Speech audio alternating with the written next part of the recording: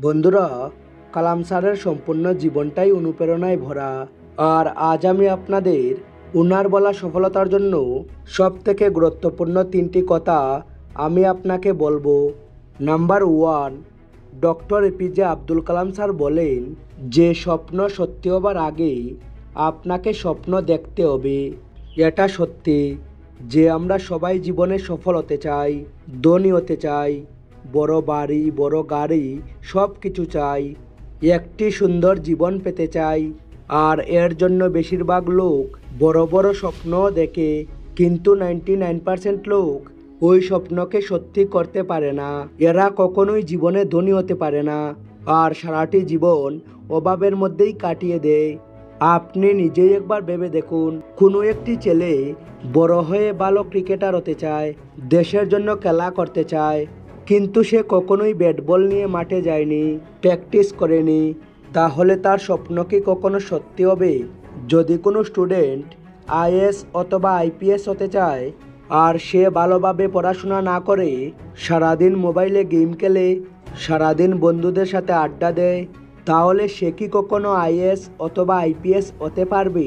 কখনোই না। কেবল চিন্তা করে ও স্বপ্ন দেখে যদি জীবনে সফল হওয়া যেত, তাহলে আজ পৃথিবীর প্রতিটি মানুষই সফল হতো। আমাদের দেশের বেশিরভাগ লোক কালাম স্যারের বলা বড় স্বপ্ন দেখার কথাটা তো জানে, কিন্তু ওই কথার গভীরতাটা বুঝতে চায় না। আর যারা সেটা বুঝে তারা বড় স্বপ্ন দেখার সাহস করে, সেটাকে পূর্ণ করার ক্ষমতাও তাদের মধ্যে থাকে।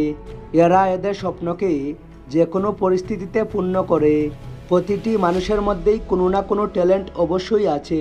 প্রতিটা মানুষের মধ্যে এতটা ক্ষমতা থাকে যে যদি তার ট্যালেন্টকে চিনে ফিল্ডে বড় লক্ষ্য নিয়ে পরিশ্রম করতে থাকে, তাহলে সে সফল অবশ্যই হবে। কিন্তু বেশিরভাগ লোক নিজের ট্যালেন্ট, নিজের ক্ষমতাকে 100% ব্যবহার করে না। এরা সাধারণ কিছু কাজেই নিজের জীবনকে চালিয়ে দেয়।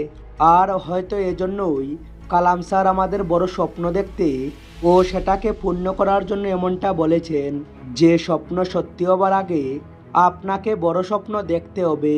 তাই কেবল বড় স্বপ্ন দেখবেন না, সেটা পূর্ণ করার জন্য প্রতিনিয়ত চেষ্টা করতে থাকুন। নাম্বার 2, এরপর কালাম স্যার আমাদের যে কথাটা বলেছেন সেটা হলো, স্বপ্ন সেটা নয় যেটা আমরা ঘুমিয়ে দেখি, স্বপ্ন তো সেটা যা আপনাকে ঘুমাতে দেবে না। আর কালাম স্যারের এই কথাটা আমরা সবাই জানি ও শুনেছি। আমাদের দেশ গ্রামের দেশ, চাষির দেশ। নিজের পরিবারের পেট ভরানোর জন্য প্রতিটি চাষি তার জমিতে দিনরাত পরিশ্রম করে। এরা রোদ, বৃষ্টি, ঠান্ডা প্রতিটি দিন পরিশ্রম করে কেবলমাত্র এই কারণে যাতে এদের সন্তানরা বড় হয়ে ভালো কিছু করতে পারে এবং একদিন তার কষ্টটা শেষ হয়। এমনটা নয় যে আমরা আমাদের বাবা মায়ের পরিশ্রমের কথা জানি না। আমরাও ধনী হবার স্বপ্ন দেখি, আমরাও আমাদের পরিবারকে এই গরিবি থেকে বাইরে আনতে চাই, কিন্তু আমরা তার জন্য কোনো চেষ্টাই করি না। যে স্টুডেন্ট তার বাবা মাকে সারাদিন কঠোর পরিশ্রম করতে দেখেও যার রক্ত গরম হয় না, যে তার বন্ধুদের সাথে কেবল গেম খেলে আর ঘুরে বেড়ায় আর এটা বলে যে আমার পড়তে ভালো লাগে না, আর এর অর্থ হলো সে তার জীবন আর লক্ষ্য নিয়ে সিরিয়াস নয়, তার স্বপ্নটা মিথ্যে অথবা খুবই সামান্য। কারণ যে সত্যি জীবনে বড় কিছু করতে চায়, যার স্বপ্ন বড় হবে, সে তার মূল্যবান সময় কখনো ঘুরে ও গেম খেলে নষ্ট করবে না, বরং নিজের সর্বোচ্চ চেষ্টা দিয়ে কখনো সত্যি করার চেষ্টা করবে। আর ততক্ষণ সে শান্তিতে বসবে না, শান্তিতে ঘুমাবে না, যতক্ষণ না সে তার স্বপ্ন ও লক্ষ্যকে পূর্ণ করে নেয়। আর এই জন্যই কালাম স্যার বলেছেন, স্বপ্ন সেটা নয় যা তুমি ঘুমিয়ে দেখো, স্বপ্ন সেটা যা পূরণের ইচ্ছা তোমাকে ঘুমাতে দেবে না। নাম্বার 3, সব থেকে গুরুত্বপূর্ণ যে কথাটা কালাম স্যার আমাদেরকে বলেছেন সেটা হলো, যদি আপনি সূর্যের মতো চমকাতে চান, তাহলে আপনাকে সূর্যের মতো জ্বলতে হবে। এই পৃথিবীর প্রতিটি মানুষই সফল হতে চায়, কেউ অসফল হতে চায় না। প্রতিটি মানুষ স্বর্গে যেতে চায়, কিন্তু কেউ তার জন্য মরতে চায় না। যতক্ষণ কোনো স্টুডেন্ট বা অন্য কোনো লোক অসফলতাকে ভয় পাবে, ততক্ষণ সে জীবনে সফল হতে পারবে না।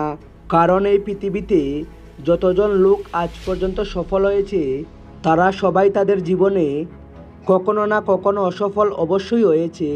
মনে রাখবেন, জীবনে বাঁচাটা সহজ নয়, আর সংঘর্ষ না করে কেউ মহান হতে পারে না। আর যতক্ষণ পাথরে হাতুড়ির আঘাত না পড়বে পাথরও ভগবান হতে পারে না। 1979 সালে ডক্টর কালাম স্যার প্রজেক্ট ডাইরেক্টর হিসেবে SLV-3কে লঞ্চ করছিল। 23 মিটার লম্বা 17 টনের এই রকেট আকাশের দিকে উড়া শুরু করে। প্রথমে স্টেজ সফল হয় আর সেকেন্ড স্টেজে রকেট পৌঁছে যায়। কালাম স্যার ও ওনার টিম অনেক খুশি ছিল, কারণ এটা তৈরি করতে অনেক বছর সময় লাগে। আর তখনই সেকেন্ড স্টেজ কন্ট্রোলের বাইরে চলে যায়, রকেট উড়া বন্ধ হয়ে যায় আর রকেটটি সিউড়া কৌটা থেকে 560 কিলোমিটার দূরে সমুদ্রে পড়ে যায়।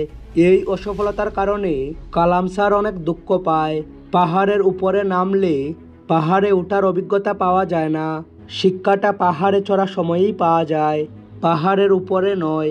এরপর আরও একবার কঠোর পরিশ্রম করার পরে একবার আবার SLV-3কে লঞ্চের জন্য তৈরি করা হয়।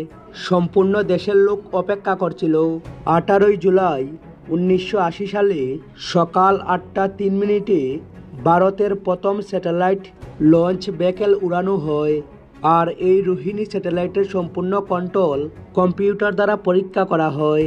আর মাত্র 2 মিনিটে রোহিণী মহাকাশে পৌঁছে যায়। আর সেই সময়ে কালাম স্যার ওনার জীবনে সব থেকে মূল্যবান কথা বলেন। এরপর যখন কালাম স্যার বাইরে বেরিয়ে আসেন তখন ওনার সঙ্গীরা ওনাকে কাঁধে উঠিয়ে নেন। এই খবর শুনে সারা দেশে আনন্দ ছড়িয়ে পড়ে। আর সেই সফলতার কারণে আমাদের দেশ সেই দেশের একটি হয়ে যায় যাদের কাছে স্যাটেলাইট লঞ্চের ক্ষমতা আছে। কালাম স্যার সেদিন অনেক খুশি ছিলেন, কারণ বিগত 20 বছর থেকে তিনি কঠোর পরিশ্রম করেছেন ও এই দিনটার স্বপ্ন দেখেছেন, আর সেটাই আজ সত্যি হয়েছে।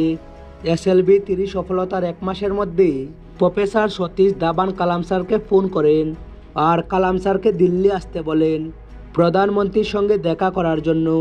আপনি জেনে অবাক হবেন, কালাম স্যার নিজের পোশাক নিয়ে অনেক চিন্তায় ছিলেন, কারণ কালাম স্যার সবসময় সাধারণ জামা প্যান্ট ও পায়ে হাওয়ায় চপ্পল পরে থাকতেন।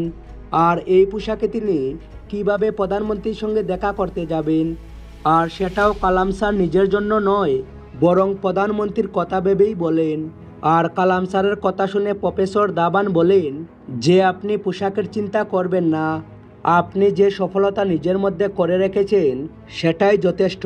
তো বন্ধুরা, যদি আপনিও আপনার জীবনে সফল হতে চান, আপনার স্বপ্নকে সত্যি করতে চান, কালাম স্যারের মতো নিজের নাম করতে চান, তাহলে আপনাকে পরিশ্রম তো করতেই হবে, কষ্টকে সহ্য করতেই হবে।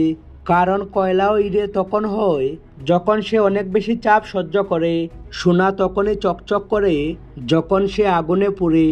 সব শেষে মনে রাখবেন, আজ যে আসছে কাল সে কষ্টে পালন করেছে, আজ যে চলছে তার পায়ে কত আছে। বিনা সংঘর্ষে কেউ চমকাতে পারে না, যে প্রদীপটা জ্বলবে কেবল সেই প্রদীপটাই আলো দেবে। সব শেষে থ্যাঙ্কস ফর ওয়াচিং।